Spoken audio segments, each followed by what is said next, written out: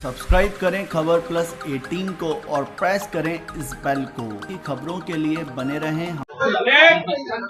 हम लोग तो चाहते हैं कि सदन के अंदर सार्थक चर्चा हो, लेकिन जब जनता से जुड़े मुद्दों को हम लोग या विपक्ष उठाते हैं सदन के अंदर, तो जो जवाब आते हैं सत्ता पक्ष के वो संतोषजनक नहीं है। आज पूरे प्रदेश में त्राही त्राही है बिजली पानी की, और उसका संतोषजनक जवाब कोई मंत्री दे नहीं रहा। मुझे लगता है कि माननीय स्पीकर महोदय भी इस बात से संतुष्ट होंगे कि जिस प्रकार के सवाल होते हैं और जिस गहन अध्ययन के बाद सोच समझ के जो जवाब देने चाहिए वो सदन में आते नहीं हैं। चर्चा भी होती है तो जब आपने भाषण सुने हैं वो लिपापोती हो रही है, और जब डिमांड फॉर ग्रांट्स पर चर्चा हुई थी सब लोगों ने अपनी बात रखी, मुख्यमंत्री ने लंबा भाषण दिया, लेकिन जो प्रदेश में 8 महीने में माहौल बन गया है वहाँ पर हम देख रहे हैं। अभी भी मैं देख रहा था कि जहाँ तक नौकरियों की बात है, सरकार ने बोला कि 4 लाख नौकरी देने के लिए हम संकल्पित हैं। अब संकल्प लेने से कुछ नहीं होगा, आपको तो नोटिफिकेशन जारी करना पड़ेगा और बच्चों को, लोगों को नौकरी देनी पड़ेंगी। तो पुरानी सरकार की जो नौकरियां थी उनको अपना बता के कर रहे हैं।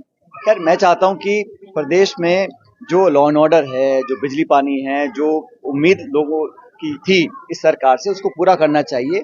हम एक सकारात्मक विपक्ष का रोल निभा रहे हैं और अपनी बात मजबूती से रख रहे हैं, और हमारा काम भी है, विपक्ष का काम होता है कि सदन के अंदर सरकार की जवाबदेही तय करना, सवाल पूछना हमारा अधिकार है, और ये सरकार की जिम्मेदारी है कि संतोषजनक जवाब दिया जाए ताकि जनप्रतिनिधि संतुष्ट हों और पब्लिक में मैसेज जाए कि सरकार काम कर रही है। इस देश में मैं हमेशा भी कहता हूं, पहले भी मैंने कहीं कहा जयपुर में परसों, कि नौजवान इस देश का भविष्य नहीं है, वर्तमान है, और नौजवान पीढ़ी को अच्छे संस्कार, अच्छी शिक्षा, अपने पृष्ठभूमि की पहचान और अपना गर्व होना चाहिए। और इस देश में उन शक्तियों को ताकत मिलनी चाहिए जो लोगों को जोड़ना चाहती है।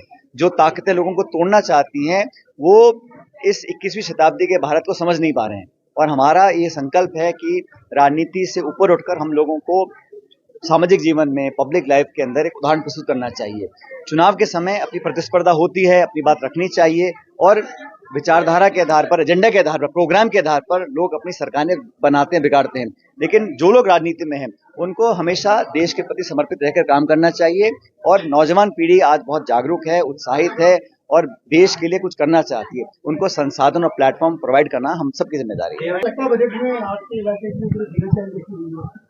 अब ऐसा है, वो तो जो बजट था हम सब सुन रहे थे, लेकिन उसमें विवरण दिए नहीं गए, और वो अधिकारियों ने एक तरह से जो टाइप पहले करते थे सरकार के लिए, वही अधिकारी टाइप बजट इस बार कर रहे हैं। घोषणाओं तो बहुत सुन ली हम लोगों ने, धरातल पे क्या उतरेगा, क्या वो पैसा वो खर्च करा पाएंगे, नहीं करा पाएंगे, क्या वो संसाधन लोगों को दिला पाएंगे, नहीं दिला पाएंगे। अभी लंबी लंबी घोषणाएं बजट स्पीच में करी हैं दोनों ने, मुख्यमंत्री जी ने, उप मुख्यमंत्री जी ने, लेकिन धरातल पर उतरने का कोई रूपरेखा नहीं दिखी। और सबसे महत्वपूर्ण बात मैं मानता हूँ, 2 सरकारें हैं, केंद्र की, राज्य की, बजट दोनों के आ गए।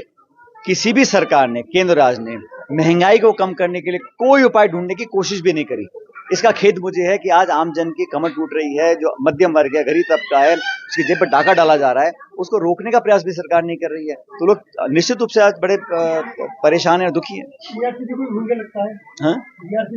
ARCP को तो सिर्फ चुनाव के टाइम उठाया था, केंद्र सरकार ने जिक्र तक नहीं किया, और आज भी जो सदन के अंदर सरकार की तरफ से आश्वासन आ रहे हैं उसमें कोई बजट का केंद्र सरकार का प्रोविजन नहीं है।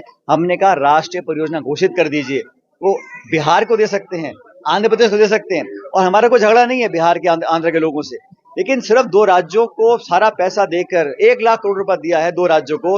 वो जैसे राहुल गांधी जी ने कहा, ये सरकार बचाओ बजट है। प्लीज सब्सक्राइब खबर plus 18 for latest news and updates.